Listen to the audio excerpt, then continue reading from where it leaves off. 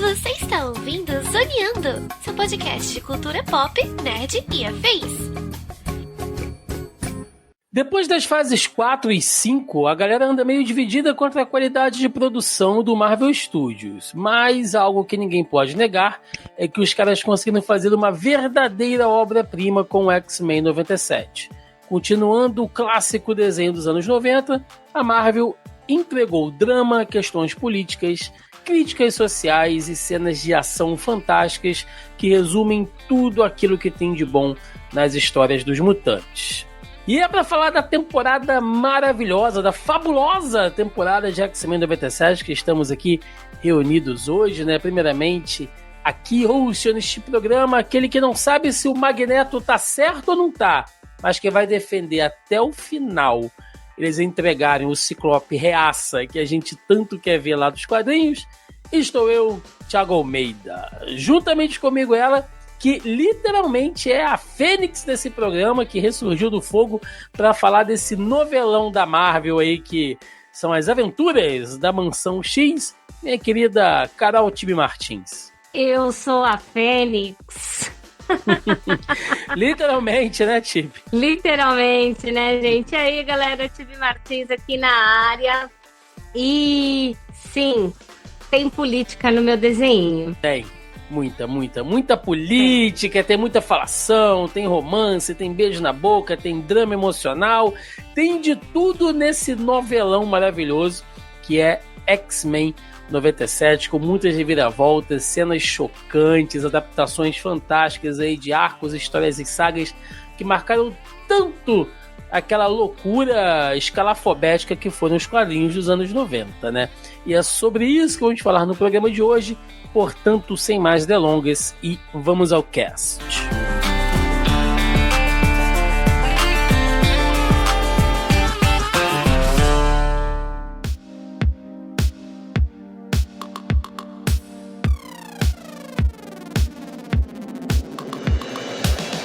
Tibi, X-Men 97, né? A gente tá nessa pilha já tem um tempo aqui, né? Falando sobre isso aí.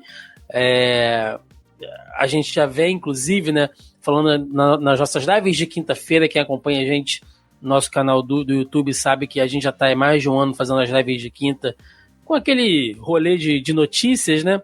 E quando saiu o tal do calendário da fase 5 do Marvel Studios, eles colocaram lá X-Men 97 e só, né? Falaram que seria uma animação e a gente não sabia muito bem o que era, e aí aos poucos as notícias foram saindo, que seria a continuação da saga clássica lá dos anos 90, né? Lembrando que existe a série animada dos X-Men, e se você, né, nunca ouviu falar sobre isso na vida, gente, em 92, né, nós temos ali a clássica animação da série animada dos X-Men. Foram 5 temporadas, 76 episódios. Aqui no Brasil passou aí em alguns canais, né? Principalmente eu não sei vocês, mas eu conheci através da TV Colosso, passava ali um pouquinho antes da hora do almoço, então eu já assistia o desenho e ia para o colégio e era o assunto no recreio, né? A gente ficava ali sempre debatendo o que tinha acontecido. Não passaram todas as temporadas por aqui, mas foi uma verdadeira febre. E o X-Men 97 tem esse nome porque ele é justamente a continuação. Nós temos ali as temporadas de 92, 3, 4, 5 e 6, né, onde a série termina ali com a pseudo-morte do Xavier, e essa animação agora, anos depois, décadas depois, é o que a gente deveria ter assistido em X-Men 97.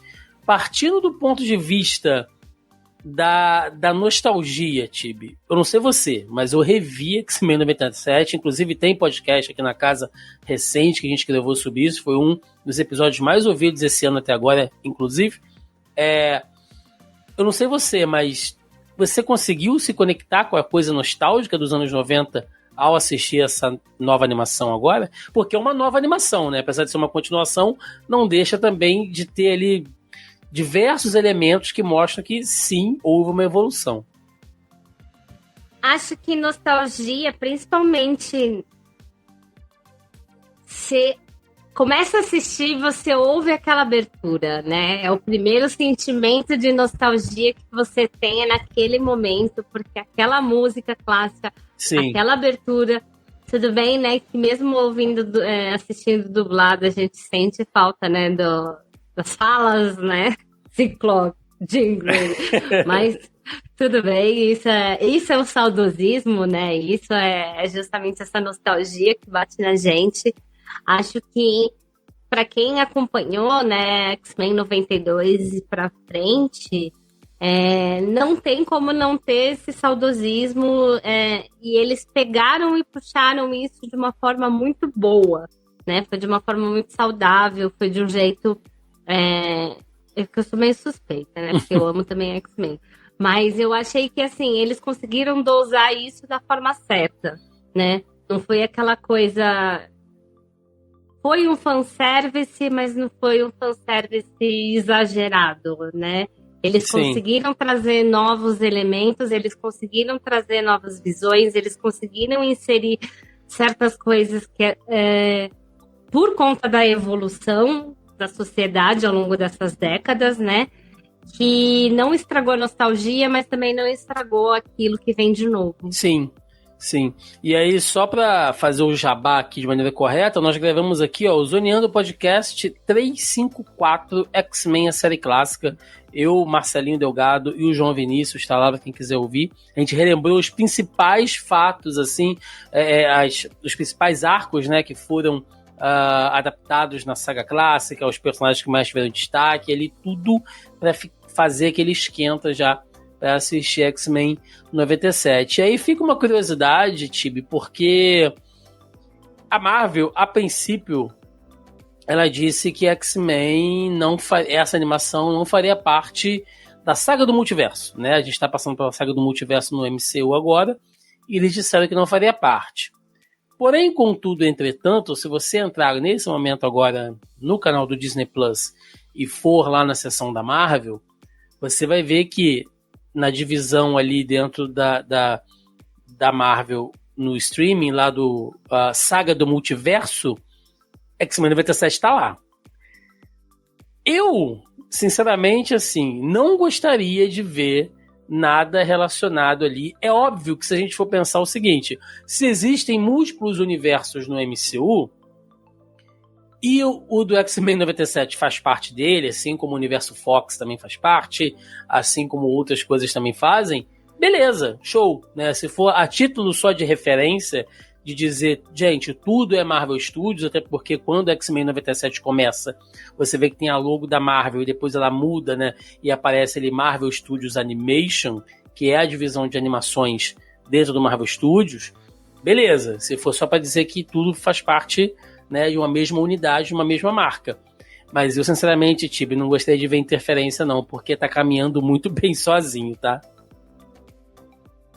Concordo com você. A gente tem muito medo de que alguns elementos... A gente tem muito medo que alguns elementos, né, acabem influenciando o X-Men. Isso é o contrário, né? Uhum. O X-Men entre alguma coisa do MCU, por exemplo, que nem foi o What If, que a gente teve ali uma certa influência do What If em outras obras, né?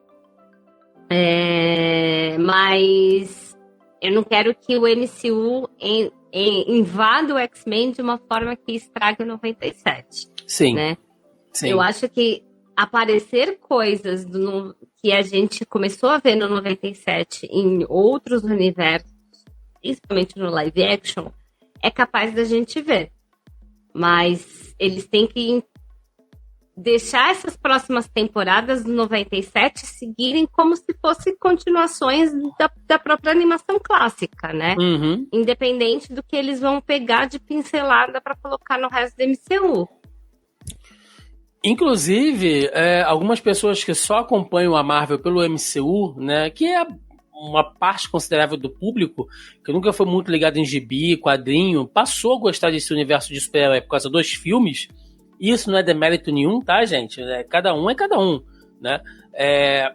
Mas é legal como, assim, interessante de ver, né? Divertido de ver uma galera meio assim debatendo no Twitter, no Facebook, quando apareceu, por exemplo, o Capitão América com uma postura totalmente diferente do Capitão do MCU, teve uma galera reclamando, tipo, nossa, mas o Steve jamais faria isso, né? Ele jamais se colocaria ao lado do governo. Gente, é outra época, é baseada em outra coisa, não confundam o Capitão América do MCU com o Capitão América de X-Men 97, assim como não confundam os X-Men do Bryan Singer, principalmente o Ciclope, né? Se você for pensar o que foi o Ciclope nos filmes do X-Men, e eu sei que você não gosta do Ciclope, mas, né, independente disso, o personagem foi um verdadeiro zero à esquerda em todos os filmes, e olha como ele teve realmente uma participação essencial aqui, mas eu só estou puxando isso agora, a gente vai falar um pouquinho melhor sobre isso mais para frente, só para deixar claro isso que a Tibi falou, uma coisa não tem interferência na outra, né? Então, eu acho que segue muito bem sozinho. Mas vamos lá, Tibi, X-Men 97, né, que já começou com treta, porque o showrunner, né, o Bo DeMaio, que é um cara que conhece muito da mitologia dos X-Men, é um cara que é bem relacionado dentro da Marvel, ele conseguiu emendar um monte de coisa ali. Às vésperas do lançamento, o cara simplesmente foi mandado embora / saiu da Marvel. Por que eu digo isso? Porque a princípio ele havia sido demitido, depois a Marvel disse que não é bem assim, né? Alguns executivos disseram que ele simplesmente deixou o projeto. Ele mesmo não fala se saiu ou se foi mandado embora. Ele comentou a série toda durante a exibição no Twitter, dizendo que vocês não perdem para esperar, esse episódio foi muito bom, esperem o próximo e tal. Inclusive a segunda temporada já está confirmada e foi ele que escreveu também, antes de sair. Então as 2 temporadas são assinadas por ele. E o boato, Tibi, a fofoquinha que corre, é que ele foi desligado da Marvel por conta do OnlyFans dele, né? Porque, pra quem não sabe, gente, o Bo DeMaio é um gostoso, né, Tibi, ali, todo marombadinho, que tem pedaço de mau caminho. Que tem um OnlyFans, né? E aí parece que ele foi mandado embora por causa disso, que não ia pegar bem. Você acredita nisso, Tibi? Eu acho assim tão... Sei lá, cara, essa história tá muito mal contada. Assim, eu acredito e não acredito. Porque se você for ver questões, por exemplo, de diretrizes da Disney, isso influencia. Porque a Disney, ela sempre teve um olhar muito... Não digo só... Eu ia falar puritano, mas não é tão puritano que eu quero dizer. Eu acho que é universal. Então, por exemplo, tinha uma época que na Disney, no parque da Disney, uma pessoa que tivesse mais de um furo de brinco na orelha não podia trabalhar lá. Por quê? Porque ela tem que ser uma pessoa completamente neutra para não ofender ninguém. Então, eles não aceitavam pessoas tatuadas, pessoas com tatuagens visíveis, né? Pessoas com mais de um furo na orelha. A Disney sempre teve esse direcionamento do tipo, eu quero ser uma coisa neutra e universal, para não ofender ninguém. E a partir do momento que a gente tem um produtor dentro de um cenário de OnlyFans, isso às vezes não é bom na visão, pode não ser bom na visão da Disney. Só que é a divisão da Marvel, né? Então eu acho que, tudo bem, Disney tem ali uma certa influência, mas a gente também está trabalhando isso com um público um pouco mais adulto, né? Sim. Porque X-Men 97 não é completamente para crianças. Não, de forma alguma. De forma alguma. Então a gente tem que trabalhar nisso. Só que eu fico muito nessa dúvida se não teve alguma coisa ali por trás que eles não estão revelando, que eles usaram isso meio que de desculpa, sabe? Sim. Porque o cara tem direito de fazer o que ele quer. Se ele quer ter um OnlyFans e mostrar o corpo sarado dele por aí, é direito dele, entendeu? Gente, não sendo crime, o que o cara faz na vida privada dele não deveria importar, né, Tibi? A gente sabe também que existe a diferença entre o que não deveria ser e como as coisas são no mundo real. A verdade mesmo, Tibi, é que eu acho que a Marvel não sabe o que vai fazer agora, porque mandou o cara embora, né? E o bagulho foi o sucesso que foi, enfim, né? Mas isso é um problema pro futuro. Ele não deixou até, acho que 4 temporadas? Não, só escritas? duas. Só Duas duas? temporadas, sim, é. É porque eu ouvi boatos dizendo que ia ser até 4, mas talvez eles queiram fechar em 4. Só que ele escreveu 2. É, 2 temporadas sim, né? O restante a gente não sabe. Mas vamos lá, Tibi. Vamos começar a falar da série aqui, né? Que teve 10 episódios ali. Que começa exatamente no final de X-Men temporada 5 dos anos 90, né? Mais precisamente de 1996. Inclusive, se houver uma segunda temporada, gente, tem que ser X-Men 98, né? Não X-Men 97 segunda temporada, para fazer sentido. Mas, de qualquer maneira, ele começa ali com a morte do Xavier e tal. Passou-se quase um ano ali, o mundo tá meio zoado. Os humanos, parte ainda tem um certo receio, tem um certo medo dos mutantes, né, por tudo que aconteceu. Mas também a morte do Xavier transformou ele no mártir da causa, né? O cara que sempre foi pró-diálogo, né, um cara que sempre se colocou ali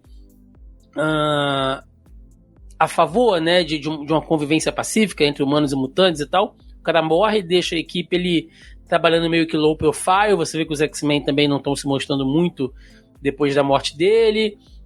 O Ciclope e a Jean, né, a Jean, que a gente ainda vai saber que não é bem a Jean, estão tentando lidar com toda a situação ali, liderar os X-Men. E aí aparece quem? Magneto, né, naquele visual maravilhoso do colanzinho roxo com o M no peito ali, que vem diretamente ali dos anos 80, com ai meu Deus, com o testamento do Xavier, né? Tipo, ó, a mim, meus X-Men, o cacete, vocês são a mim, eu aqui, tá?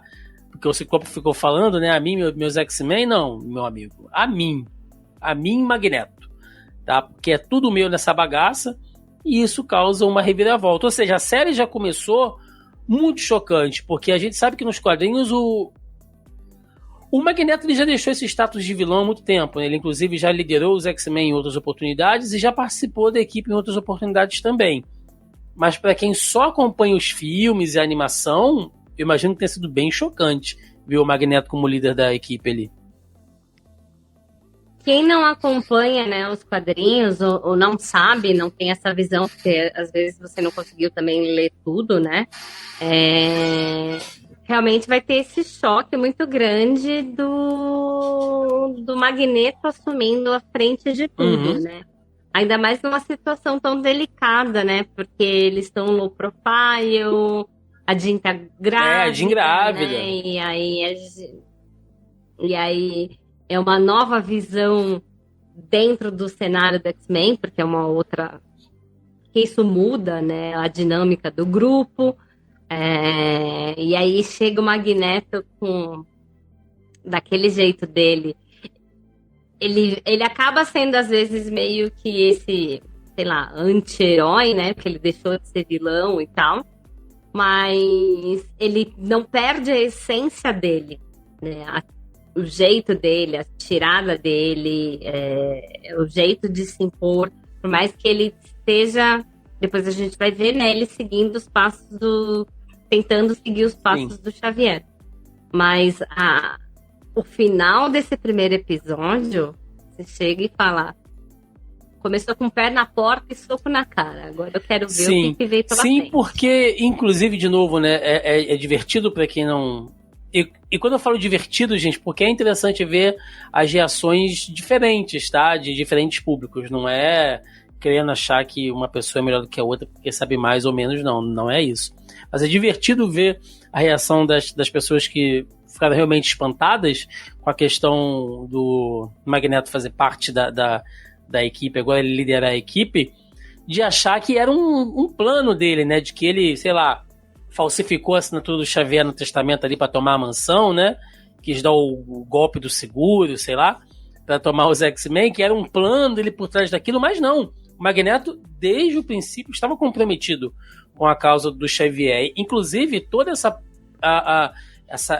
parte inicial ali, nesses 2 episódios iniciais, eles correspondem a uma história, né, a um arco de histórias dos X-Men, ali da virada dos anos 80 para os anos 90, que é o julgamento do Magneto, que é justamente aquilo. É claro que a história é muito mais complexa, né, gente? Mas a animação, ela compila, ela reduz muita coisa, mas é o Magneto, depois de fazer muita coisa, né, ele quase mata a Kitty Pryde, né, a Lince Negra, ele meio que se arrepende, ele vê que ele está saindo do controle, e ele se entrega para ser julgado. E nisso os X-Men vão lá depor num júri internacional na França, né, meio que testemunhar que ele também não é esse cara mal todo, e aí vai alguns caçadores de mutante lá, enfim, né, tem toda uma história muito mais complexa do que a gente vê na animação, mas ali é aquilo também, porque ele tá lá na mansão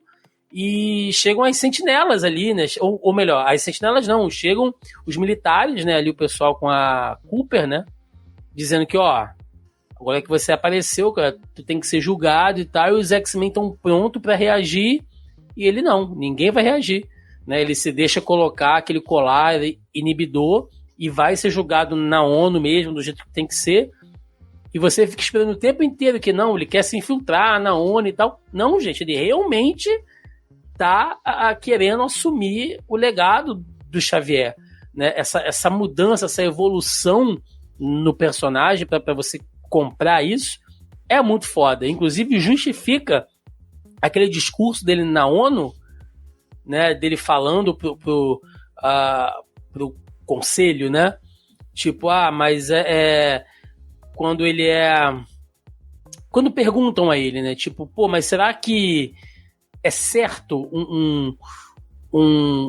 um terrorista, né, ser um líder, liderar uma nação, né, depois isso vai ser colocado lá quando ele vai liderar a Genosha, ele diz, ué, mas já não é assim hoje em dia? Na cara. Aquele discurso dele é sensacional, né? É muito bom. E é legal ver essa questão de como ele se porta ali nesse discurso, né? A coisa que ele traz.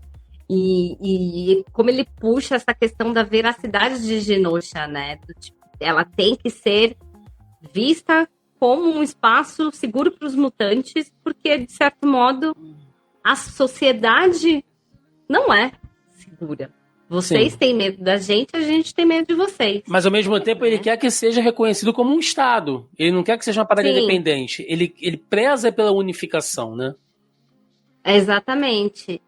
Mas justamente para ser um safe place, né? E um Estado reconhecido com seus direitos. Com tudo que, digamos assim, um mutante tem de direito, porque, na verdade, se você for olhar, era para ter os mesmos direitos de todo mundo. Sim. Né? Sim. Mas, infelizmente, isso não acontece.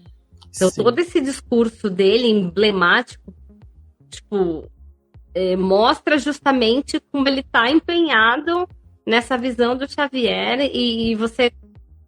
É legal, que nem você falou, né? O pessoal que começa a achar que era um plano, duvidar alguma coisa, começa a ficar com essa certeza, né, de que ele realmente quer colaborar.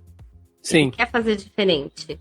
Mas, como eu falei, ele não perde a essência dele. Então, ele sempre dá algumas espetadas e algumas tiradas do jeito do Magneto de ser. E eu achei isso sensacional. Sim, e é legal porque são 2 episódios que são lançados juntos, né? O episódio 1 e 2 são lançados ali dia 20 de março. E é muita coisa acontecendo, Tibi, porque tem essa virada, né, do Magnus chegando nos X-Men, assumindo, enquanto tá tendo o maior trelelê na ONU, a Jean tá parindo, né, e aí o Wolverine o Wolverine tá ali, né, ela fala, meu Deus, ele está chegando, o Wolverine, que o Apocalipse? Ela, não, o bebê, né? O Logan mostrando que tem zero intimidade com esse tipo de coisa. Você vê que o Wolverine é corajoso com tudo, né? Falou que tem que cuidar de um bebê, ele tá realmente apavorado, né? Pois é, então foi a primeira vez que eu peguei meu afilhado no colo, foi assim também. Eu achei que eu fosse quebrar a criança, porque é muito estranho, cara. primeiro contato com um bebê, assim, é um negócio muito esquisito. Parece que não tem osso, cara, é estranho. Mas, e aí tava rolando aquele monte de coisa. A gente teve a introdução do Mancha Solar, né? Do Roberto da Costa, que demora, cara, a aparecer, a manifestar os poderes, fica aquele lenga-lenga com a Jubileu também. Eu só esqueci de comentar, eu posso não gostar do Ciclope. Uhum. Mas no primeiro episódio, quando eles estão indo resgatar o Roberto, o jeito que ele usa os poderes dele é de um jeito novo, os raios que ele dá, o Super Hero Landing. O pouso, dele. Tibi, o que é aquele pouso do Ciclope, cara? Brincadeira. Aquilo, eu falei, olha, estão fazendo diferente, entendeu? Estão fazendo porque diferente. O traço, né, apesar dele emular o traço da série clássica, você vê que tá bem mais moderno, né? Todo o design de personagens ele foi atualizado, mas ele emula, lógico, né, o estilo dos anos 90, mas todo o processo de animação é todo moderno, gente. A luta deles ali, aquela luta com as sentinelas, ali no início, né, com a tempestade chegando e usando os poderes ômega dela, né, para criar, ela realmente cria uma tempestade que começa a chover sentinela, né, mostrando realmente o nível de poder monstruoso que ela tá, e como eles se movimentam, parece um anime, cara, parece uma luta do Naruto, assim, você vê que é uma movimentação bem mais fluida, bem mais dinâmica, porque, de novo, gente, se você assistiu os episódios da série clássica, e eles estão lá no Disney Plus, e eu não estou querendo fazer uma comparação injusta, porque cada obra é um retrato do seu tempo. Antigamente as animações eram mais lentas, né, bem mais cadenciadas ali, não eram tão frenéticas, era um outro tempo, tá? Eram outros tempos. Mas as próprias lutas não eram tão intensas quanto agora. Então tá o Ciclope, sabe, usando os raios para se locomover de um lado para o outro, o Gambit agarrado nas costas do Wolverine, energizando as garras dele, a vampira voando, fazendo marimba com sentinela. É muito doido, tipo. E mostrando que eles estão realmente agindo como um grupo, né? Agora sim, eles estão realmente como um grupo. Tem a cena clássica, que inclusive é do trailer, né? Da vampira dando cuecão no Fera. Uhum. Então a gente vê toda essa união do grupo para chegar ali e... Por mais que eles tenham, digamos assim, ficado 1 ano e meio, né, nessa questão mais low profile, parece que eles evoluíram nessa questão também da formação, né? Eu sempre falo, Ciclope, para mim, ele nunca foi líder estratégico, ele é líder de batalha.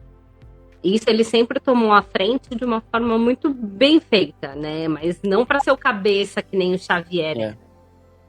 Não só pelo meu rancinho com o Ciclope, né? Mas também eu vejo muito disso. E aí, nessas primeiras cenas de batalha, você olha e enxerga isso muito bem, né? Sim. Porque por mais que tenha, digamos assim, as mentes pensantes por trás, chegou no campo de batalha, todo mundo respeita a liderança dele, né? Sim. Menos o Wolverine, é óbvio. Porque o Wolverine... o Wolverine só respeita o que ele É muito quer. bom, né? Eles no avião discutindo, aí o Ciclope, fica quieto, Wolverine, ele tá bom, papai, né? Aquela zoada de sempre, que é muito boa, e o discurso político de volta, né, Tibi? Porque os amigos da humanidade estão ali, estão usando armas agora cedidas pelos...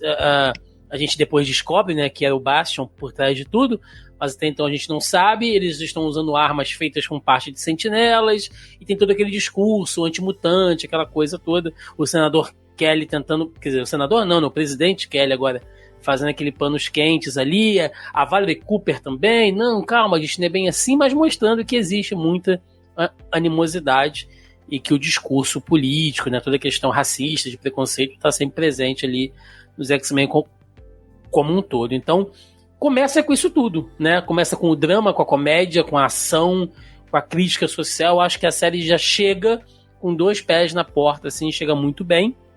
E já no terceiro episódio, de novo, né? É essa capacidade da série animada de fazer síntese de sagas e histórias. A gente viu isso nas temporadas passadas, a gente falou sobre isso, né? Dias de um Futuro Esquecido, Fênix Negra, os X-Men no espaço, todas aquelas sagas que a gente viu nos quadrinhos, a gente viu sendo adaptada também lá na animação, e aqui não foi diferente. O terceiro episódio, ele foi um resumo de uma adaptação resumidamente resumida da saga Inferno, né? Que é a saga que a gente descobre que, na verdade, aquela Jean não é a Jean, é a Madeline Pryor, né? O clone feito pelo Sinistro.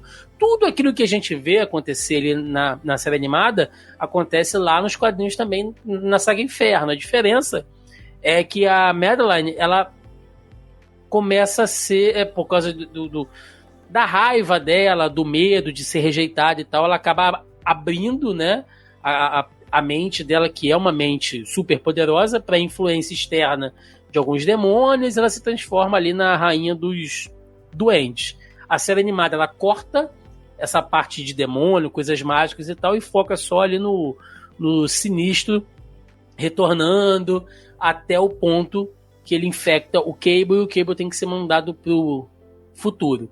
Isso nos quadrinhos, Chibi, sei lá, foi 6 meses de história. Ia falar o Nathan. Porque muita gente não sabe o Nathan. Que o Cable é o Nathan. Verdade. Então, assim, tudo isso que eu falei, isso acontece em várias edições. Olha, eles conseguiram resumir isso em um episódio de maneira, assim, magistral, cara. Foi.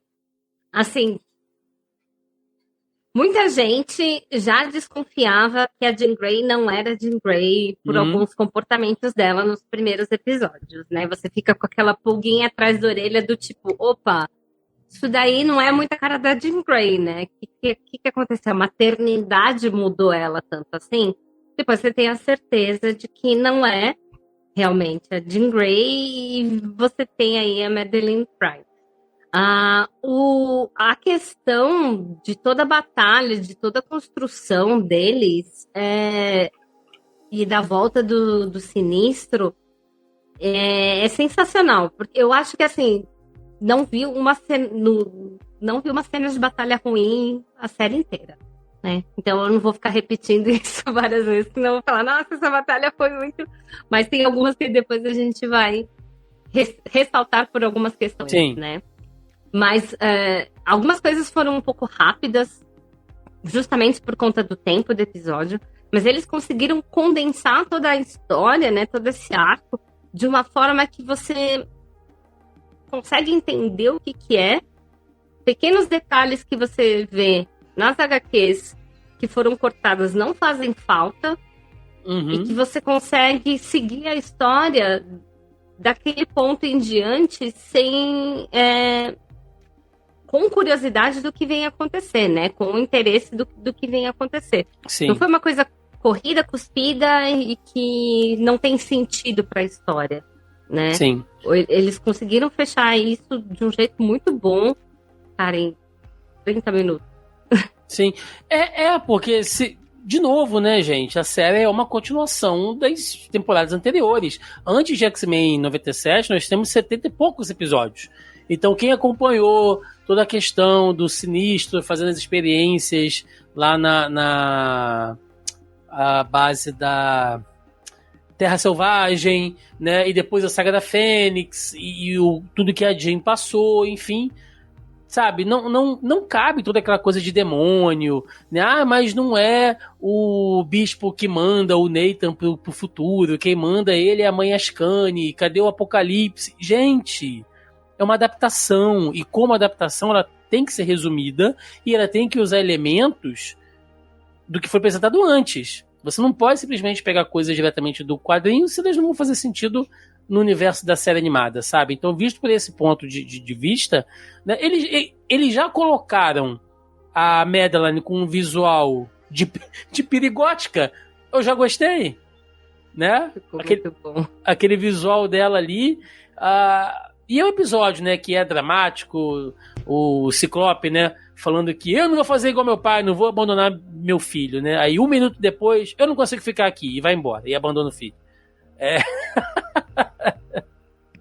Ciclope deu uma de John Travolta, né? Quando ele descobriu que ficou lá perdido, assim, né? Tipo, Sim. Meu Deus, Jean Grey, meu Deus, não é Jean Grey. Meu Deus, como eu fui capaz de não perceber que o amor da minha vida não é o amor da minha Aliás, vida. o Ciclope, a gente vai falar um pouquinho depois de cada personagem, né? Pra fazer um perfil deles aqui, mas o Ciclope talvez tenha sido um dos que mais sofreu nessa temporada como um todo, né? De maneira direta, assim, passou por vários dramas, por várias tragédias ali, mas enfim. É um bom episódio também, eu gostei, traz o Sinistro de volta, que o Sinistro é um vilão que tem muita relevância na série animada, inclusive eu acho que durante muito tempo o Sinistro foi mais importante na série animada do que nos próprios quadrinhos, tá? Durante muito tempo o Sinistro ele foi um vilão muito relegado ali, mas na série animada ele teve boas participações e foi um episódio muito bom. Então a série vem naquela alta e aí a gente tem um quarto episódio que ele bota o pé no freio. Quem acompanhou no nosso canal viu que eu fiz crítica semana a semana, né? O quarto episódio é o Motendo e o Morte em Vida parte 1, que ele é um episódio dividido, né? Ele mostra um pouco do drama da Ororo tentando recuperar os poderes ali com o Forge, e a aventura solo, quer dizer, solo não porque é uma aventura em dupla, da Jubileu com Mancha Solar, com o Mojo e tal. Ele corta completamente a curva de ação da série, né? Porque ele joga para uma coisa mais dramática, que é a coisa da Ororo, e aquela aventurazinha ali meio bobinha um foco mais na Jubileu. Mas eu entendo, Tibi, eu entendo porque se a gente for pensar, a Ororo é uma personagem né, extremamente importante dos X-Men e que ficou em segundo plano muito tempo. Então eu acho que foi legal pegarem essa mini saga, né, que é a Morte em Vida, que é bem legal. Acho que trabalha muito dos sentimentos dela, da identidade dela com o Forge, né, e de contrapartida dá um destaque pro Forge também, que é um personagem muito importante para os X-Men aí durante os anos 90. E também você dá um certo destaque para Jubileu, porque se a gente for pensar, durante toda a série nos anos 90, as 5 temporadas, a Jubileu foi um personagem que não evoluiu, né? Ela continuou sendo a menina, ali tratada como criancinha, que não podia se envolver em muita coisa, só soltava aqueles foguinhos e tal. Então aqui não, ela viu que ela pode usar os poderes dela de outras formas. Então eu entendo que é um personagem, que é um episódio que ele dá uma quebra no ritmo, mas ao mesmo tempo, se a gente for pensar na história como um todo, é um episódio importante, né? Sim. O primeiro arco, né, que ele mostra é o arco da Jubileu. E você vê nitidamente a importância desse arco para a evolução dela, né? Como você disse, ela era sempre vista como uma criança que não se envolvia em decisões. Só que, a gente está falando de 6 anos depois daquilo, né? E aí ela já amadureceu, só que ela precisa... A gente precisa ver que ela amadureceu. E esse é o momento, né? É meio que a jornada dela ali dentro. Então, tem várias referências a vários jogos antigos, né? Do X-Men, e aí torna isso de uma forma mais divertida. Tem bastante, teve bastante crítica em relação ao Mojo, né? Por conta dele começar magro e depois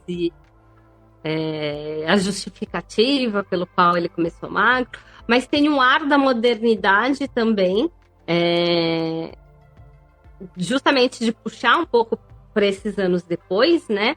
Mas se você olhar a evolução da Jubileu e o quanto que ela acredita nela depois desse episódio, sabe? É uma coisa muito introspectiva do lado dela, mas para ela também ver que ela não é mais aquela garotinha de 6 anos atrás, né?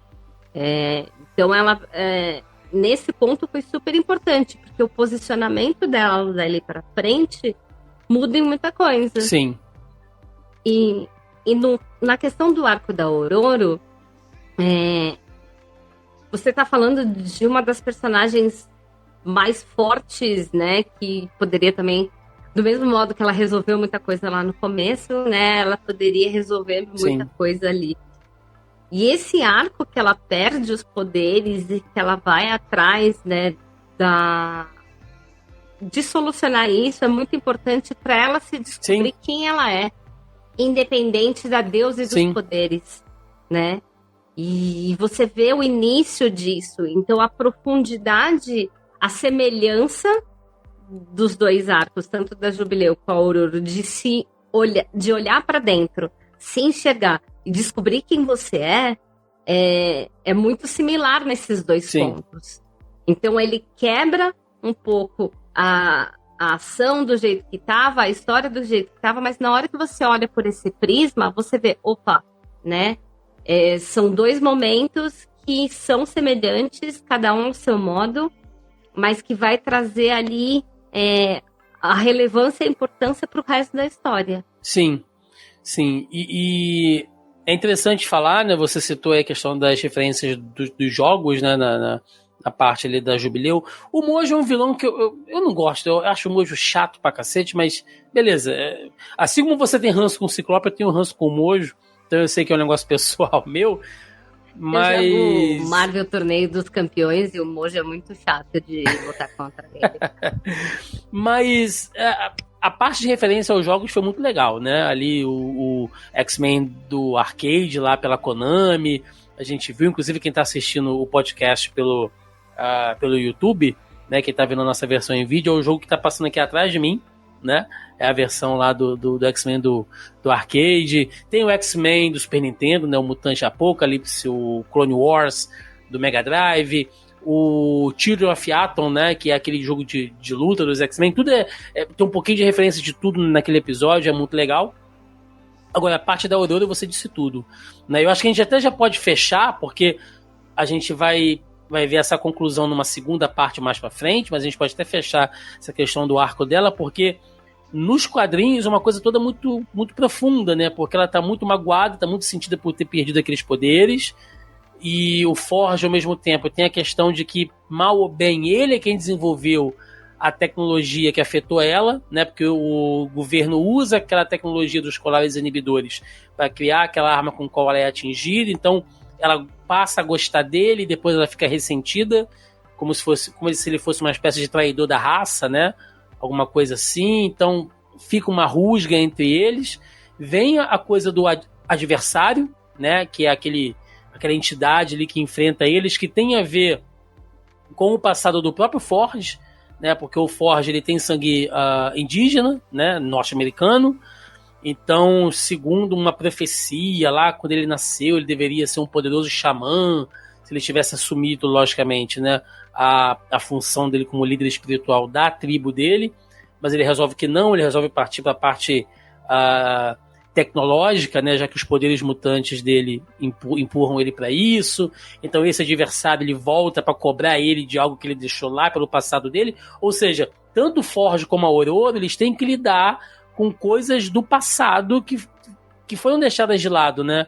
A Ororo com a questão da insegurança dela, a questão da claustrofobia, tudo isso, né? Então é muito introspectiva essa história, e eu achei legal eles terem adaptado aqui, e a Ororo depois volta com o uniforme preto, né? Que é o que ela usa ali na segunda gênese dos X-Men, que é lindíssima, né? Maravilhosa, né? Ali fantástica. Então acho que, por mais que ele dê uma quebrada na história, esse episódio é muito bom. E aí, Tibi, a gente chega num ponto de virada incrível, né? Que é aquele quinto episódio, lembre-se, né? Que é o episódio de Genosha, que é o genocídio de Genosha, o massacre, enfim, como vocês queiram chamar. Que ele é também uma outra adaptação de uma história já da fase ali dos anos 2000, sobre a escrita, né, do Grant Morrison com os X-Men, que é o É de Extinção, né, que é quando a Cassandra Nova, que é uma espécie de gêmea malvada, do Xavier. E aí, gente, a história da Cassandra é muito louca. Ela, inclusive, é a vilã agora do novo filme do Deadpool, né, Tibi? Deadpool e Wolverine. Ela é a vilã, enfim, ela não tá na animação, mas enfim, na história original é ela que tá por trás de tudo. Ela consegue, né, ter acesso ali ao projeto das sentinelas da família Trask, e ela manda pra Genosha ali pra fazer aquela dizimação. O que acontece na série animada, a mesma coisa que acontece nos quadrinhos, mas eu vou te dizer, Tibi, fora do gibi, fora dos quadrinhos, se eu for levar em consideração todas as animações dos X-Men, X-Men anos 90, X-Men Evolution, Wolverine e os X-Men, sabe? Se eu for levar em consideração os filmes dos X-Men, os filmes solos do Wolverine, cara, nada fora dos quadrinhos me impactou tanto quanto esse episódio, cara. É muito pesado aquilo ali, porque não é uma analogia, gente. É uma referência direta a uma nação sendo dizimada por uma arma de destruição em massa pelo que ela é, sabe? A gente viu isso acontecer na história da humanidade em alguns momentos. Países, povos, pessoas serem mortas, dizimadas pelo que elas são. Ou pela religião, ou pela cor da pele, sabe? Ou pelas crenças, ou pelo lugar onde elas moram. A gente viu isso acontecer, a gente viu isso acontecer até hoje, cara. É muito pesado isso, tipo. Muito pesado. Eu acho que esse foi um dos episódios mais impactantes de toda a temporada.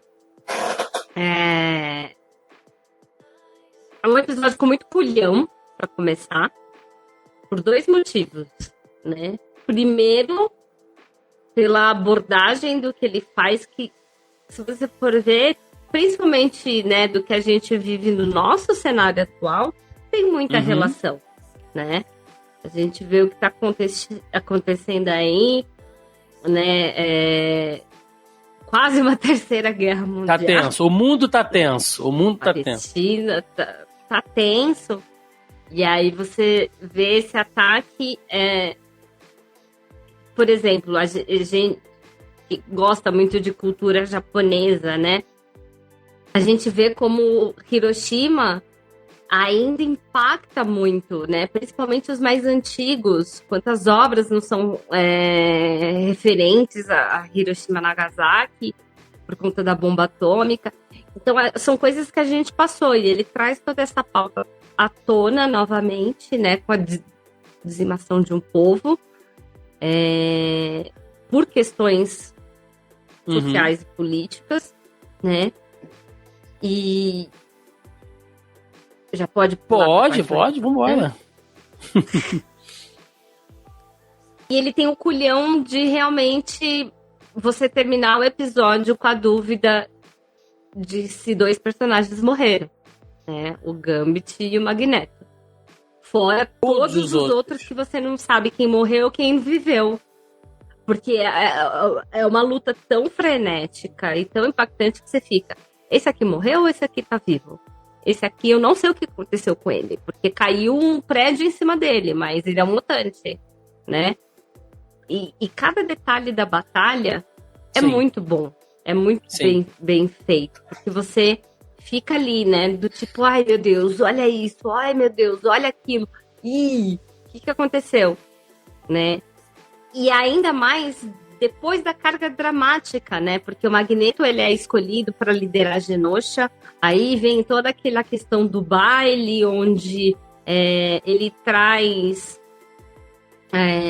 a vampira, né? Como a rainha de Genosha e ele o rei. Todo aquele romance entre eles. Mas ela vem dentro do triângulo amoroso, que é o Magneto, vampira e o Gambit. Ela decide no que ela quer, que na verdade realmente é o Gambit, né? Porque ele fala muito para ela que o que ele sente por ela é independente do toque. É muito bonito todo esse momento do Gambit virar para a vampira e falar, né, que o que ele sente por ela é independente do toque. Porque depois a gente mostra, né, nesse triângulo amoroso, que o Magneto consegue tocar a vampira, mas o Gambit não. para logo em seguida de todo esse romance, essa declaração, essa decisão dela, o Gambit morrer. E aí vem o choque. Cara, a Marvel é muito canalha, né? Porque você passa temporadas e temporadas sem os dois poderem se tocar, e a única vez quando ela consegue tocá-lo é quando ele tá morto, né?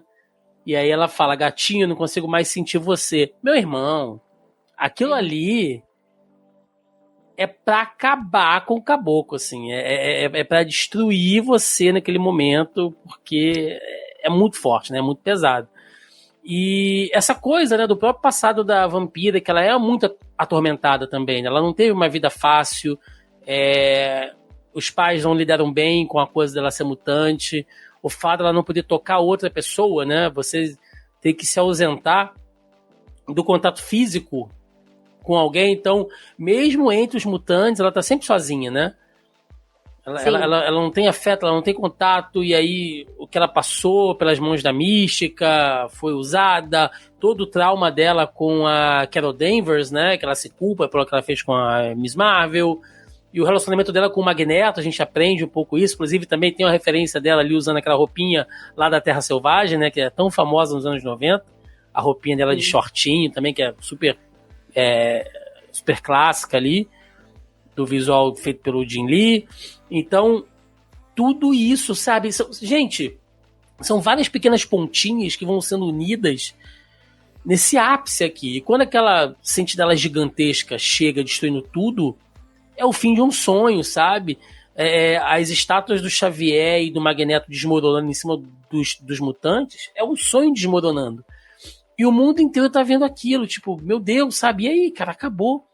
Milhares de mortes, assim, acontecendo em questão de minutos, sabe?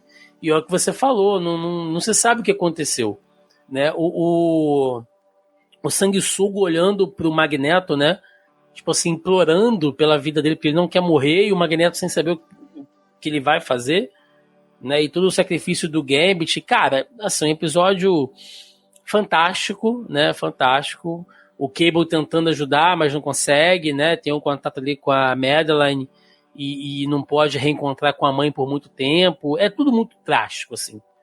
Né? E a primeira aparição do Noturno também, sim, né? Sim, nessa temporada, é verdade. E muita gente não sabe, né? Mas o Noturno é irmão da vampira, então tem toda aquela questão do reencontro deles, né? Sim. Então, é um episódio muito carregado de emoção. É verdade. Essa é a real.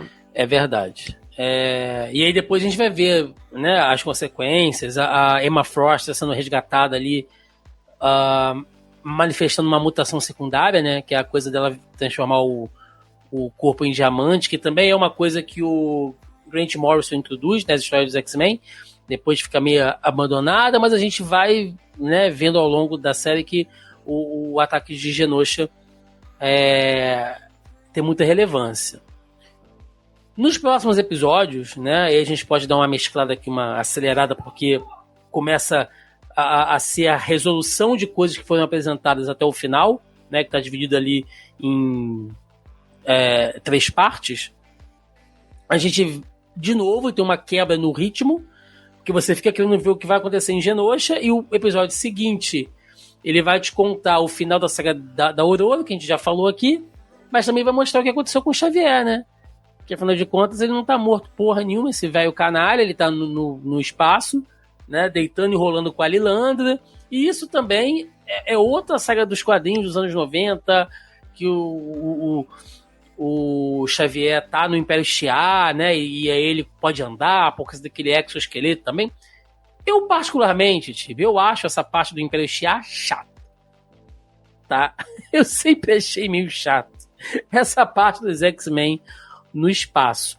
Mas tá ali, cara, eu gostei, né? É uma coisa que é importante pra a mitologia dos X-Men, até porque eles usam tecnologia Shi'ar depois pra um monte de coisa, né? Então é legal que tem ali na série animada, sim. Mas ele fingiu a morte pra ir atrás de um rabo de saia. Cara, filho da puta esse velho, né? Né? olha só que sacana, entendeu? Depois vai reclamar dos outros, olha aí. Sim. Mas eu também achei que essa quebra de ritmo não foi tão legal assim. Deu uma barrigada muito grande mesmo. Deu. Por mais que eles tentem fazer toda o arco com o Xavier e aquela questão do Xavier ter que decidir entre eles e o X-Men e toda essa decisão que ele tem que tomar, não ficou num ritmo legal, não te cativa para você querer saber o que aconteceu. Os pormenores, né, antes do que ele tá mostrando pra gente. E essa parte da Aurora é muito mais legal. Sim. O episódio seguinte, né, ele já pega ali pra mostrar mais das consequências de Genosha e já para introduzir o grande vilão que é o Bastion, né? A gente tem toda ali a parte de investigação feita enquanto os X-Men estão recolhendo os destroços em Genosha, ajudando ali as pessoas. Tem o funeral do Gambit, né? A Vampira tá lidando com o luto da maneira que ela sabe, que é descendo a porrada em militar. Ela vai lá para aquela base, que inclusive a gente vê que é uma base, segundo o General Ross, que tem uma participação aqui, que ele fala que pode segurar até o Hulk, né? E você vê que a Vampira chega detonando tudo. A gente vê que quando a Vampira resolve largar o braço, é difícil, né? O Capitão América tá procurando o escudo dele na neve até agora, porque ela zone o escudo dele longe. E eles vão colhendo as pistas ali para ver até onde a coisa vai. E a gente descobre que tudo faz parte, né, da Operação Tolerância Zero, cujo vilão é o Bastion, né? E aqui a série vai realmente dando uma virada, uma encaminhada pro final. E uma das coisas que a gente pode falar de novo, né? Muita parte política. A gente começou citando aqui a coisa do Capitão América ser meio bundão, né? De ele ficar do lado do governo e tal. Nessa fase, né? Existe uma fase nos quadrinhos que o Capitão América é bem pau mandado mesmo. Depois ele acaba se desvencilhando de maneira, né, completa. Ele assume até outra identidade, né? Ele deixa de usar o uniforme que é muito associado, lógico, com a coisa de Estado norte-americano. Afinal de contas, o uniforme dele é uma bandeira. Ele assume a identidade do nômade, né? Nem usa o escudo mais, enfim, para realmente desvencilhar disso. Depois ele volta, mas enfim, outra coisa. Enquanto isso, você vê o Ciclope falando com o presidente Kelly, né? Cara, não vai fazer nada, olha o que aconteceu, né? A gente foi devastado aqui, aconteceu um genocídio, você não vai fazer nada. E você vê que o presidente está ali. Pô, cara, mas... Sabe, eu tô aqui tentando fazer alguma coisa, mas também não posso fazer muito, porque, afinal de contas, né, vocês, a sua raça, as pessoas têm medo e tal. E é foda, né, tio? Porque, no fim das contas, os mutantes estão por eles mesmos, né? E isso é uma coisa que gerou muito intriguinha em fóruns de internet, né? Quando a galera falou que, olha, tá vendo? É por causa disso que a gente teve aquela saga lá, Vingadores vs X-Men. Porque os Vingadores nunca ajudaram os X-Men quando eles precisaram. E é verdade, cara. Se você for botar na ponta do lápis, quantas vezes os X-Men, né, se uniram ao Quarteto Fantástico, aos Vingadores, para salvar o mundo. Tem membros dos Vingadores mutantes, cara, que estão ali, mas tipo assim, na hora de ajudar os X-Men, não, aí peraí, aí não é bem assim, né? Você vê que não é uma via de mão dupla. Vocês são muitos, vocês são poderosos, vocês que se virem, né? É meio que isso. A gente conversou bastante aqui em casa em relação a esse negócio do Capitão América, né? Ele tem muito aquela visão do equilíbrio da justiça, né? Então, muitas vezes ele vai contra o governo, porque o governo não está sendo justo, né? E muitas vezes ele vai contra outras pessoas, porque ele sempre está atrás da justiça.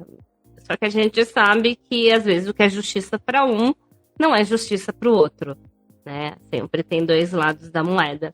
Mas no caso da vampira, ela foi impulsionada por toda aquela raiva, né? Todo aquele ódio, aquela raiva dela é impulsionada por tudo aquilo que aconteceu. E justamente por essa falta de justiça, né? Por essa falta de apoio.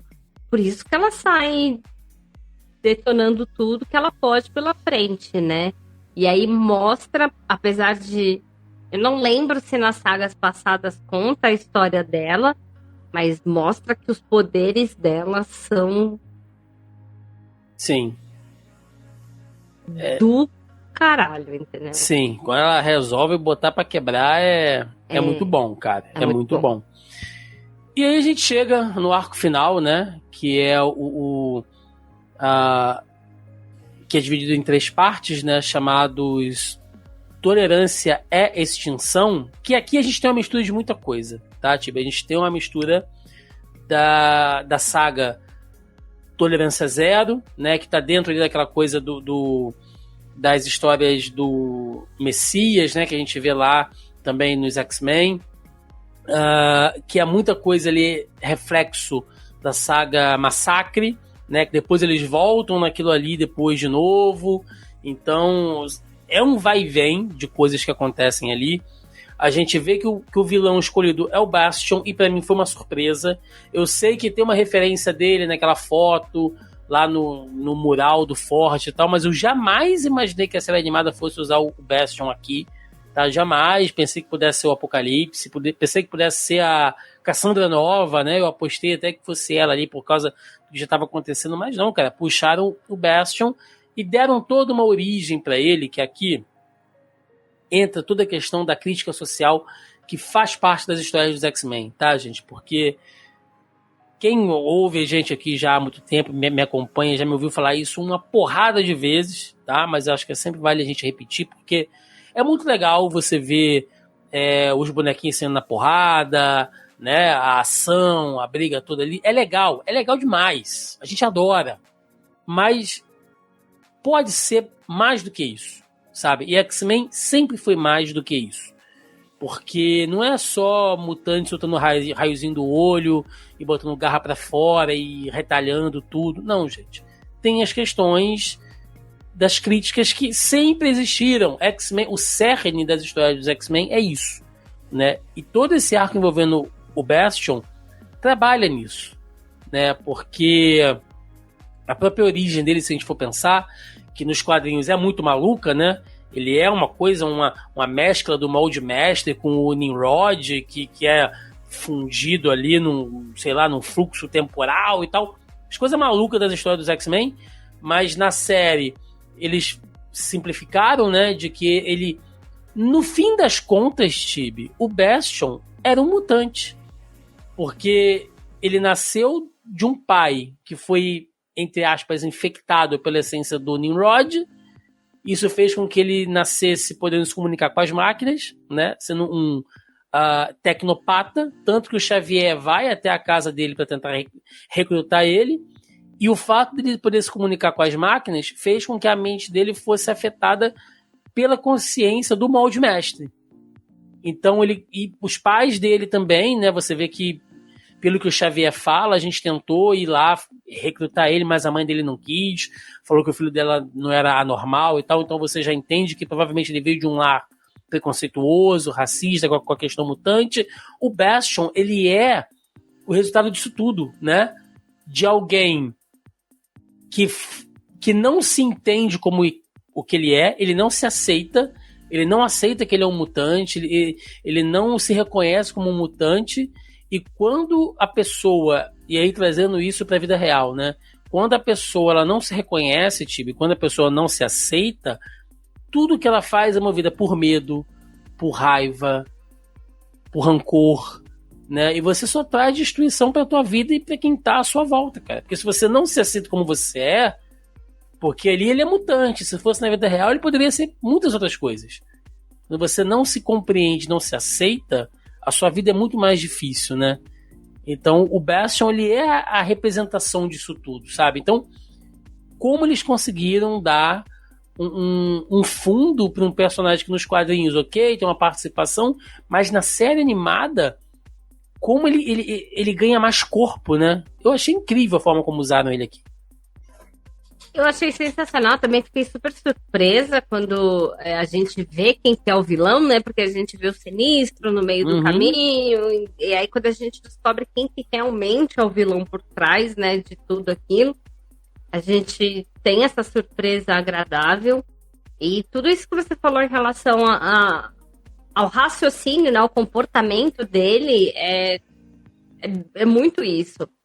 E uma das coisas que eu acho que pegou muito dele também por mais que teve toda a questão de proteção da mãe dele, né, dentro desse cenário caótico, e como você falou, ele deve ter crescido num lar muito preconceituoso, né? É a mesma coisa assim, tipo, vamos brincar, ele é um mestiço, né? E muitas vezes tem esse problema de rejeição, né? E falta de identificação. Mas ele se sente muito rejeitado, né? Tanto que ele bate muito na tecla, às vezes, do tipo, Xavier não me estendeu a mão. Porque ele não sabe que foi a mãe dele que negou a mão estendida. Mas ele transforma isso como um motivo de raiva, né? E às vezes acontece, inclusive, até em famílias, né? Do tipo, os pais são separados, a mãe tem raiva do pai e o pai quer estender a mão pro filho, mas a mãe vai lá e bloqueia aquilo e o filho cresce com raiva do pai, né? Então são coisas assim que vão desde detalhes simples que você pode colocar na sua vida, né? Até detalhes super mais complexos dessa questão de falta de compreensão, falta de aceitação, falta de sentimento de abandono, sentimento de... Agora deu branco. Peraí. Não, eu entendo, porque isso vale pra muita coisa, Tibio, porque o que o Bastion é ali, né, de alguém que não se reconhece, não se aceita, e aí ele quer ser outra coisa que ele não é, isso pode valer para qualquer coisa na vida real, né? De repente, o jovem que começa a se descobrir em questão à sua sexualidade, ao seu gênero, né? E dentro de casa ele começa a ouvir que aquilo é errado, ou de repente na questão religiosa também, né? De repente a sua família toda segue uma religião que você no fundo não quer seguir, e aí você enfrenta barreiras, né? Você é até meio rejeitado pela sua família, dependendo de quão enfim, né? Quão seguidora, né? Relógio, você vira um pária, né? Uma bomba relógio. Questão, você falou que ele poderia ser uma espécie de mestiço, e é verdade, né? Você vê que é uma discussão que se faz às vezes de filhos, né, de pais interraciais, dependendo da cor da criança, do tom da pele e tal, isso causa uma aceitação também, né? Você vê que de repente uma criança com traços negros muito fortes, que é filho de uma mãe, sei lá, branca do olho azul, mas o pai é negro, então ela puxa mais os genes do pai, essa criança ela passa por situações constrangedoras também. Sim. Né? E às vezes, talvez isso faça com que ela demore a se aceitar como negra, como parda, como mestiça, como o que quer que seja. Então, isso mexe muito com a cabeça. E aí a gente tira isso do espectro da vida real, leva isso para a ficção e transforma em um vilão. E o Bastion, ele usa a questão meio reacionária, porque depois a gente entende que sim, a coisa de transformar as pessoas em super sentinelas, muitas estavam ali inocentes, né? Não tinham ideias que foram contaminadas, mas grande parte foi, no início, quando ele estava testando, essas pessoas se ofereceram, Tibi. Então, você vê que ele usa a raiva, ele usa o ódio dessas pessoas. Tipo, você tem medo desses mutantes? Você também acha que eles precisam acabar? Né? Você acha que tem que mudar tudo que tá aí? Né? Que antigamente era muito melhor, de que esses mutantes vão acabar tomando o seu emprego? Sabe? Esse discursinho reacionário que a gente vê na vida real, gente, não é uma opinião minha. O Bastion fala isso pro Sinistro quando ele tá explicando o plano. Eu peguei o sentimento dessas pessoas, que é um sentimento antimutante, um sentimento preconceituoso, usei essa raiva delas para manipulá-las e transformá-las em super sentinelas. Ele explica o plano nisso. Né? O Bastion e o Sinistro, eles são comparados ao o Mengele, cara. Médico nazista, né? Que fez experiência com um judeu em campo de concentração, depois veio se esconder aqui no Brasil, morreu aqui no Brasil, esse desgraçado. Então, gente, pelo amor de Deus, sabe? Não é a lacração, vocês estão desvirtuando as histórias, pelo amor de Deus. Não é nem aquela coisa assim, se você não entendeu, eu desenho. Já tá desenhado. É um desenho animado, tipo. É bem isso. Tá mais que desenhado, cara. Desenhar. Pois é. E aí, nisso tudo, né, a gente tem ali outras sagas, outras coisas dos quadrinhos sendo adaptados, como, por exemplo, a história A Atração Fatal, né, que é quando o Magneto descaralha de vez, né, vai lá e altera o campo eletromagnético da Terra, isso faz com que desligue as sentinelas, mas desligue o mundo inteiro, né?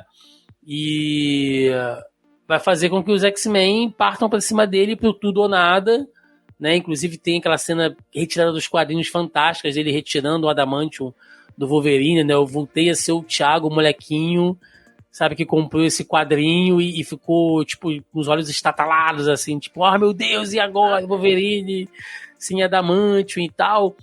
Ali, tipo, pega qualquer fã de X-Men, né? Todo aquele confronto final entre eles ali. Não, o confronto final é muito bem desenvolvido, né? Porque ao mesmo tempo que eles estão numa guerra contra o Bastion, eles estão numa guerra entre si, né? Então fica aquele conflito gigante. A única coisa que eu fiquei muito em choque, e aí depois eu fiquei muito aliviada, é na hora da palestrinha do Ciclope. Ciclope, palestrinha, tentando convencer o Bastian que... Como é que ele fala? Não vamos lutar contra o futuro, né? Vamos abraçar o futuro. E aí eu falei, não. Meteu o Naruto, né? O poder da amizade, quis converter o personagem no papo de coaching, né? Eu fiquei com medo também. Eu falei, não. Vocês não vão... Aí eu fiquei muito com medo. Fiquei muito com medo do tipo... não, o Bastian vira e fala, não, Ciclope, você tá certo e vamos ser amigos. Não! Ainda bem que não foi assim. Não, pelo amor de Deus. Não foi. Sem poderes de ursinhos carinhosos, né? Não, sem... do amor. Sem Kingdom Hearts, sem Naruto, sem esse papo do poder da amizade, gente. Pelo amor de Deus. E aí a gente vale um adendo aqui, Tibi, que nesse momento a gente viu a participação ali de diversos personagens do universo Marvel, né? O Doutor Estranho fazendo uma cirurgia ali usando magia, porque não tinha mais luz elétrica. O Homem-Aranha e o Demolidor nas ruas, né, tentando conter os saques. Né, os Vingadores na Casa Branca, ali, o Homem de Ferro e o Capitão América protegendo o presidente. Ou seja, mostrando... A gente viu também o Manto e a Adaga. Vários personagens foram aparecendo. Pantera Negra, em Wakanda. Mostrando que existe todo um universo Marvel envolvido ali. E que e o que acontece com os X-Men não tá descolado, né? Então eu espero até talvez uma participação desses personagens, né, do restante do universo Marvel dali pra frente.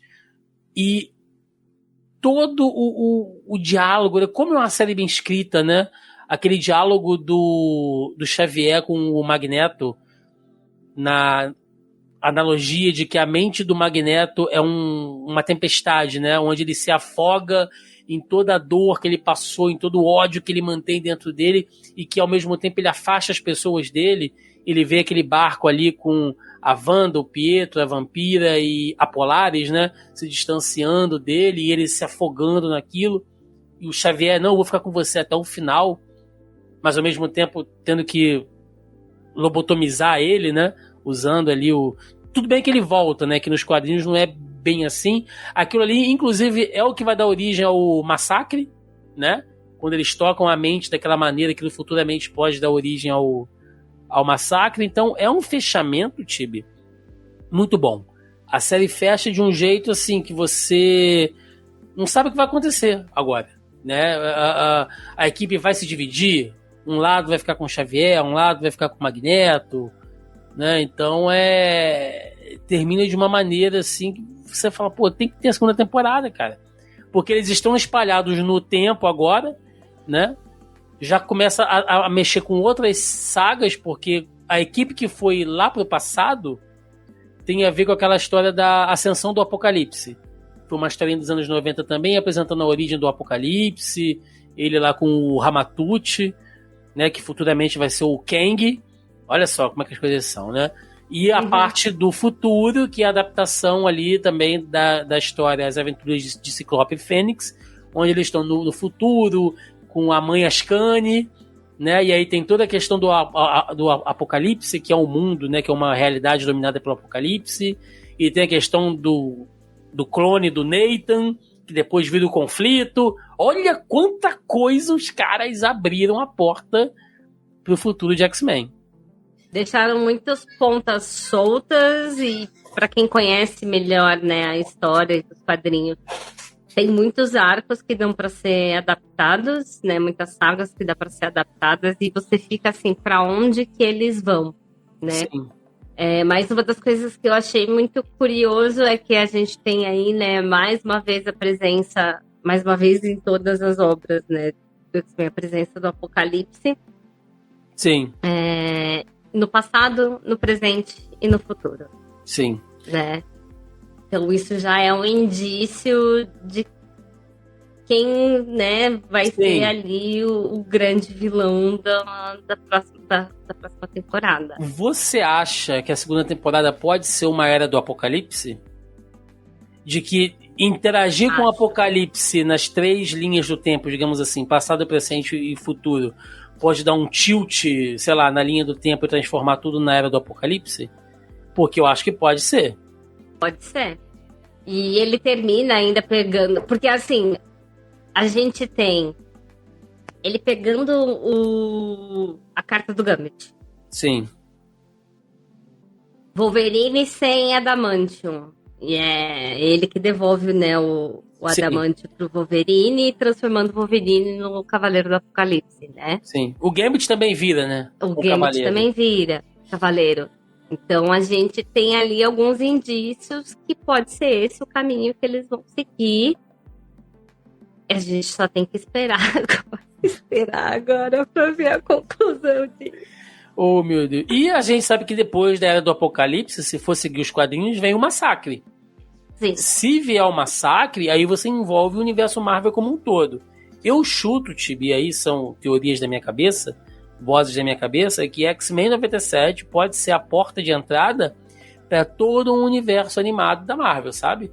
Já existem boatos de que eles querem adaptar o Homem-Aranha 98, porque X-Men 97 deu bastante sucesso. E se isso acontecer, por que não uma série animada dos X-Men, dos Vingadores nos anos 90? Dá pra fazer, tem muita coisa. Do Quarteto Fantástico, do Hulk, né? Tudo nesse micro-universo ali a partir de X-Men. Então, eu acho que pode acontecer. Se acontecer um crossover, digamos assim, usando o Massacre, faz todo sentido, né? Porque é um personagem que junta todo o universo Marvel nos anos 90, então eu acho que faz muito sentido. Eu ia falar, meu único receio dessas novas animações muito baseadas no que fez sucesso em X-Men 97 é muitas vezes de perderem a mão, né? Porque às vezes você faz uma coisa muito boa, muito... eu vou tentar repetir essa e acho que dá pra replicar em tudo, né? E não funciona. A gente viu que o MCU sofreu um pouco com isso também. Nos filmes, né? Exatamente. E aí é por isso que eu só tenho receio. Eu acho legal trazer uma coisa ou outra, assim, mas eles também têm que trazer coisas originais, porque só ficar na nostalgia... não rola. Não rola, entendeu? Então, como é que eles vão trazer esse novo público para esse novo universo, né? Se ficar só no negócio da nostalgia, não sei. Pelo menos uma das coisas que eu senti de X-Men 97 é que você não precisa ter assistido todos os detalhes de, né, todas as temporadas anteriores do 92.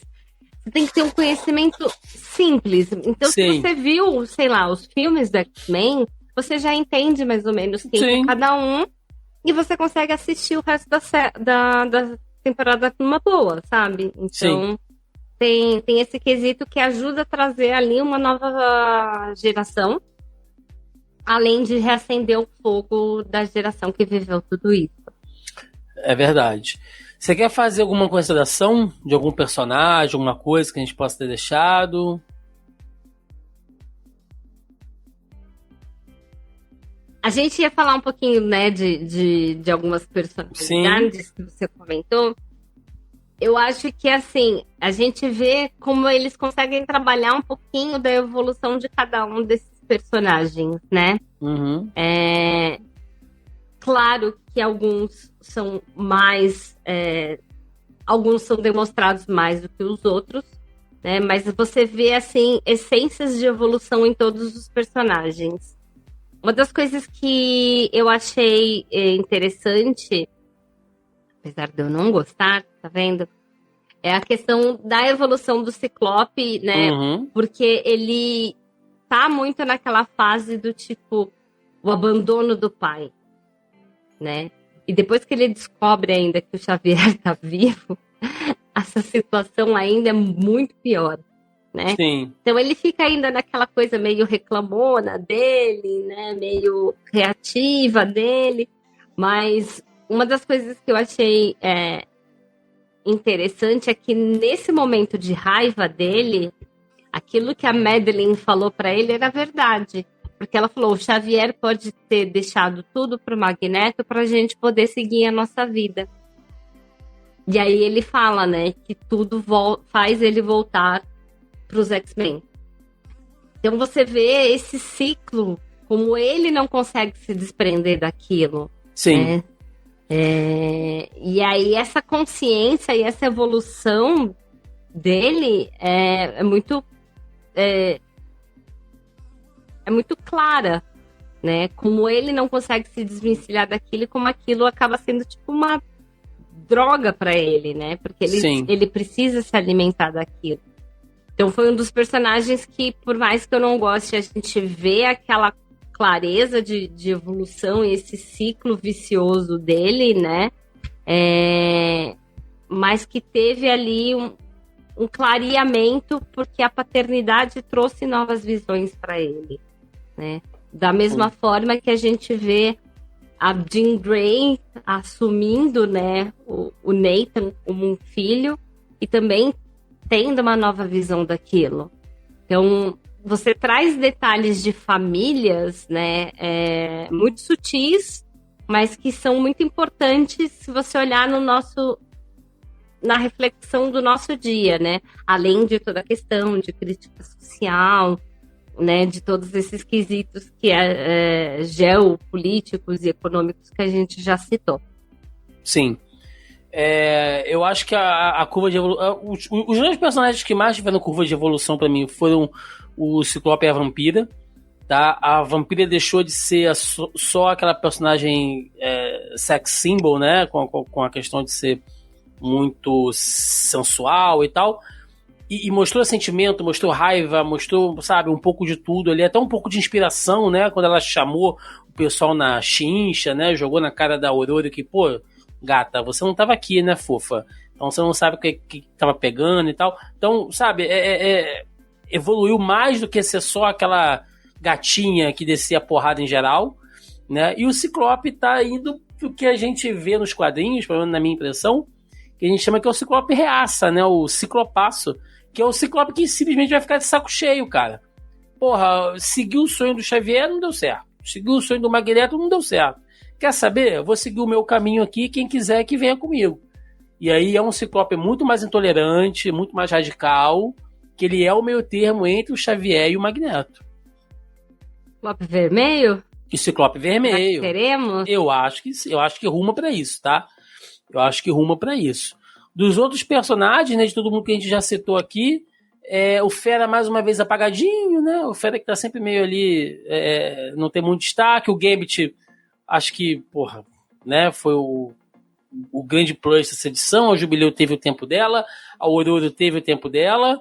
O Mancha Solar, né, no final também tem toda a questão do arco, ele se reconhecendo, teve que falar pra mãe o que ele era, né, e a maneira como a mãe também recebeu ele foi muito escrota. A gente sabe que isso acontece na vida real também de outras maneiras. O Wolverine fica apagado. Eu vi muita gente reclamando, né? O Wolverine virou um personagem bundão. Gente, tivemos 5 temporadas nos anos 90 de Wolverine e seus amigos, tá?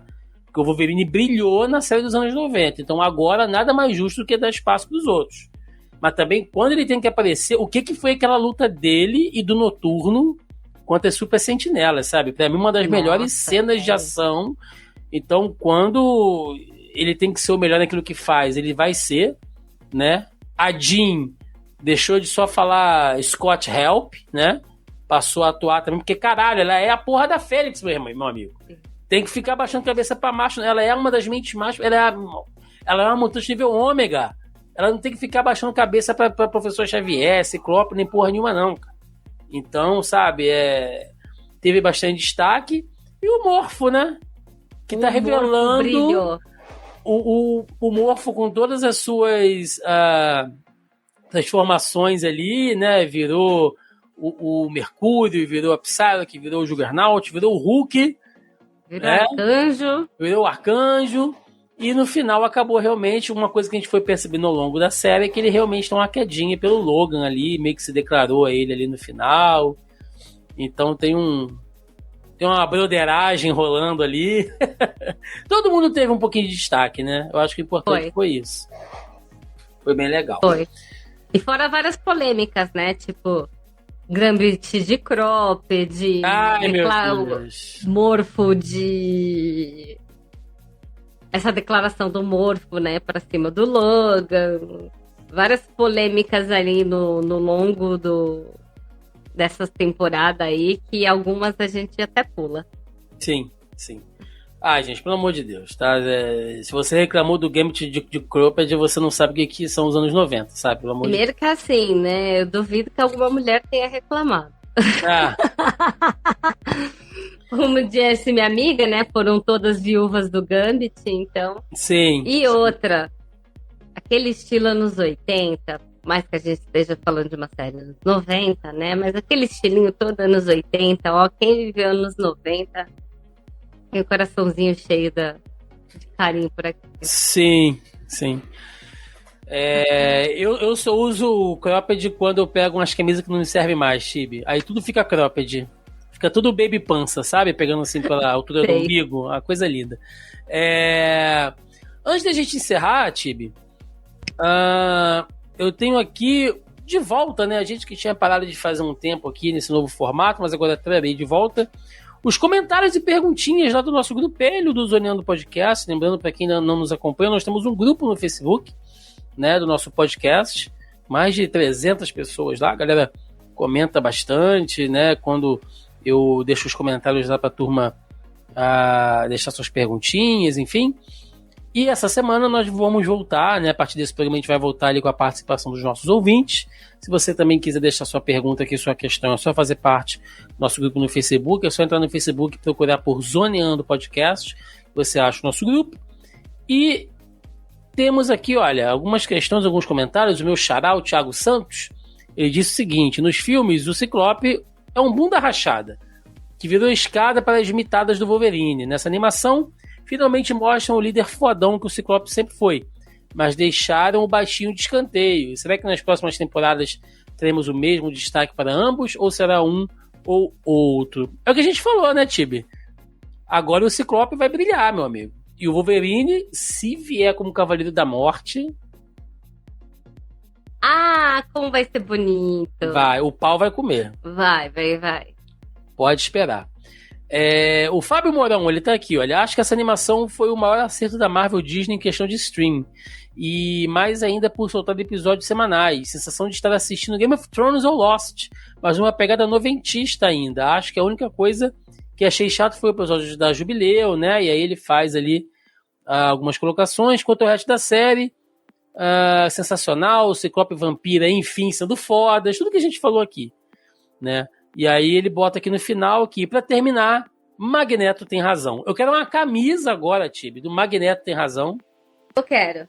Tá, Fábio? Vamos fazer uma campanha aqui, vamos fazer uma vaquinha pra gente fazer uma camisa do Magneto tem razão. Faço 2 campanhas. Magneto tem razão, quero a camiseta. E se for colocar o Magneto no MCU, que seja o Henry Cavill. Tá bom.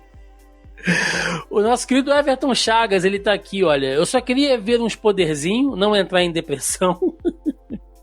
E 2 adentos. Cable e Ciclope, os maiorais. E Xavier é um safado hipócrita. É isso aí, cara. O Xavier só não passou a perna porque ele não anda, cara. Porque se ele andasse, ele passava a perna nos outros, filho da puta. A perna ele ainda tem, mas ele não consegue passar. Ele tem que jogar a perna. Olha, piada capacitista, né? Onde chegamos? O Andreas Biller, olha só o comentário do Andreas. Acho que devem ter acertado. Eu não assisti, mas as crianças aqui em casa assistiram e estão apaixonadas por X-Men. E eu sei que o Andreas, ele tem filhinhos pequenos. Então olha que legal isso, Tibi. Uma geração nova, né? Que tá com... E muitas pessoas não se dão conta disso. Quando a gente... Logicamente que o nosso podcast aqui é um podcast para o público nerd, né? Pra galera que lê quadrinhos, que vê os filmes, que vê as animações e tal. Mas a galera não entende que tem toda uma geração que não conhece, né? Quantas pessoas, gente, conheceram Liga da Justiça pelo desenho da Liga Sem Limites? Ou eu mesmo, meu primeiro contato com o X-Men mesmo foi com a série animada dos anos 90, cara. Não foi lendo os gibis. Eu não tinha acesso aos quadrinhos dos X-Men ainda. Eu comecei pela animação. Então a gente está vendo uma nova geração assim também, né? Isso é muito legal. E isso foi a animação foi a porta de entrada para muita gente. Sim. Começar a ler quadrinhos depois e conhecer mais desse universo.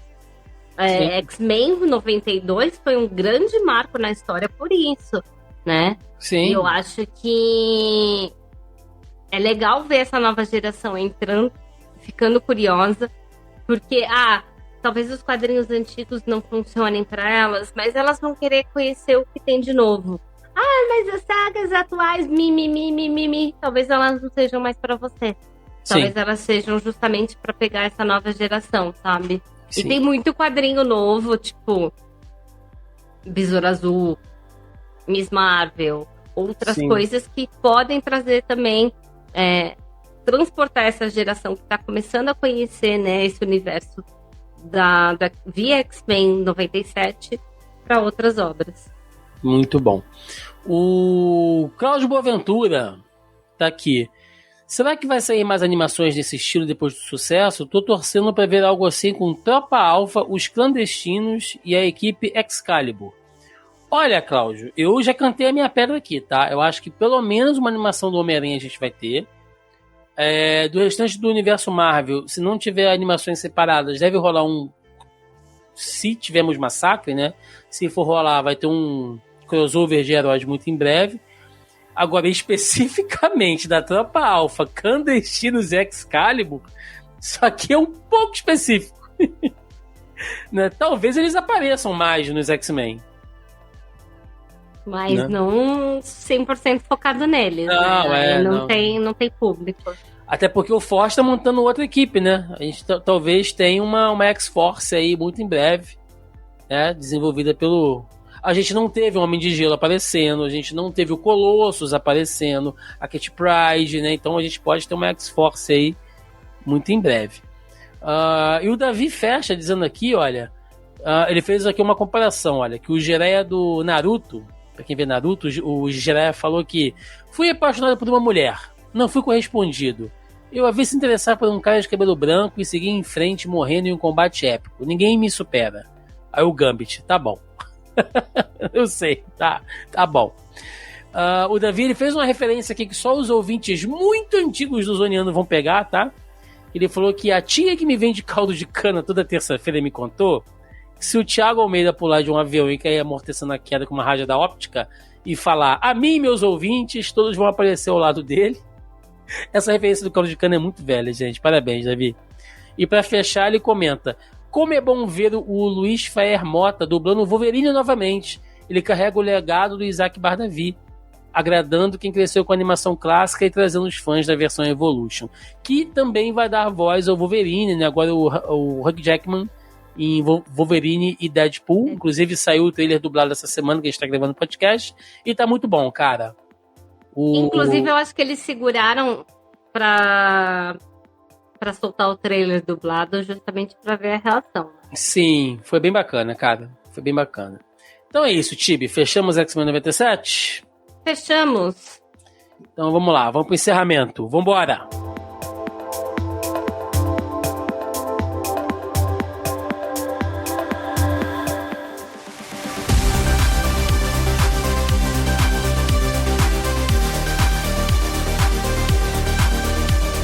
E chegamos ao final de mais um Zoneando Podcast, onde falamos aqui desta obra-prima que é X-Men 97, continuação aí da saga dos anos 90 dos Mutantes da Marvel. Agora é esperar por X-Men 98, que é assim que tem que ser, né? E com tudo aí que vai sair da cachola do Bold Maior, que faz o OnlyFans e que também escreve coisas muito boas, tá? Seu Bold, só tá de parabéns. Então é isso. Momento para recadinhos finais, considerações, Tibi? Só ia dizer que o Demaio tá de parabéns nos dois sentidos. Oxi! Mas vamos lá para os recadinhos. Primeiro, né, agradecer aí o pessoal que tá ouvindo a gente até agora. O Thiago vai falar, mas, né, lembrando aí também das lives de quinta, depois o Thiago explana isso melhor dentro do discurso dele. Mas, para quem não conhece, né, quem não sabe, eu também faço parte do Papo Nerd com Elas, que é um podcast quinzenal que sai lá no... feed do MDA Podcast, ou Mundo dos Animes. Então, a gente é um coletivo feminino que está sempre falando de diversas discussões deste universo com um olhar feminino, quadrinhos, filmes, séries, né? Um pouco mais voltado para a cultura oriental, mas de vez em quando a gente também fala de coisas ocidentais. Então, fica aí o convite para vocês ouvirem aí o Papo Nerd com Elas, quinzenalmente dentro do feed do Mundo dos Animes, MDA Podcast. Muito bom, muito bom. Galera, recadinhos de sempre, né? Aí, lembrando, mais uma vez, primeiramente, antes de tudo, a nossa campanha que a gente está fazendo aqui de incentivo às doações ao Rio Grande do Sul pelas cozinhas solidárias do MTST, né? Eu coloquei aí uma introduçãozinha no começo do podcast, então lembrando mais uma vez, vai estar na descrição aí quem quiser doar pelo Apoia-se, quem quiser doar pelo Pix, tá bom? Ajuda lá, que é muito importante. A gente vai seguir aí com essa campanha até o final do mês de maio, quem sabe a gente prolongue mais até quando for necessário aí com as doações e o apoio para os nossos amigos aqui queridos do Rio Grande do Sul, tá legal?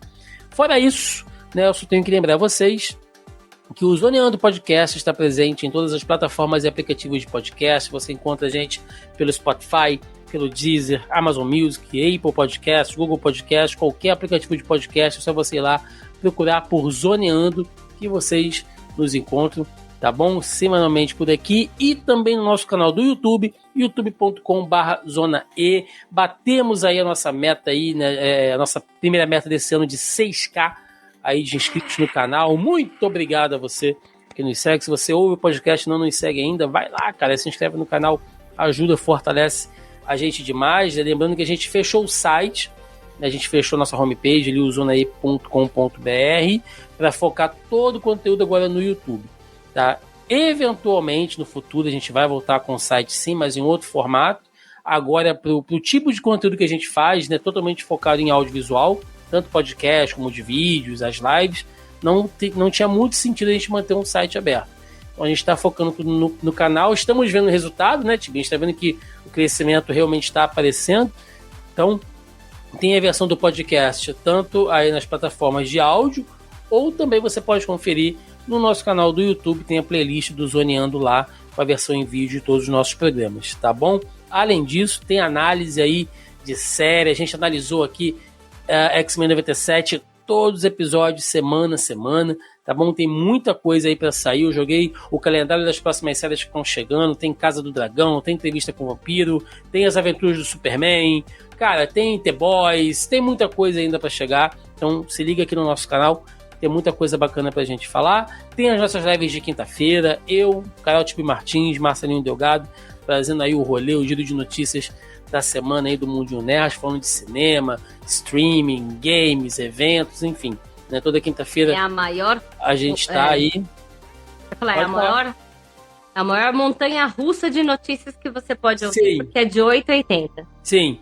Uma hora a gente tá rindo, outra hora a gente tá vendo tragédia, é um troço maluco as lives de quinta, e sempre cola uma galera muito bacana por lá, né? Toda quinta-feira ali por volta de 8h15, 8h30, a gente tá fazendo a nossa live, e é isso, gente. Só quero agradecer aqui a presença de todo mundo, sigam a gente nas redes sociais, Facebook, Instagram, Twitter, a gente tá sempre por aí, se inscrevam no canal, né? Curtam, compartilhem aí que ajuda a gente demais. E se você gostou de X-Men 97, se você tem alguma reclamação para fazer, pode deixar nos comentários aí também, a gente lê, a gente comenta, eu respondo, tá bom, gente? Tudo com muita educação, tudo com muito respeito, deixa nos comentários aí a sua opinião, e é isso aí, Tibi.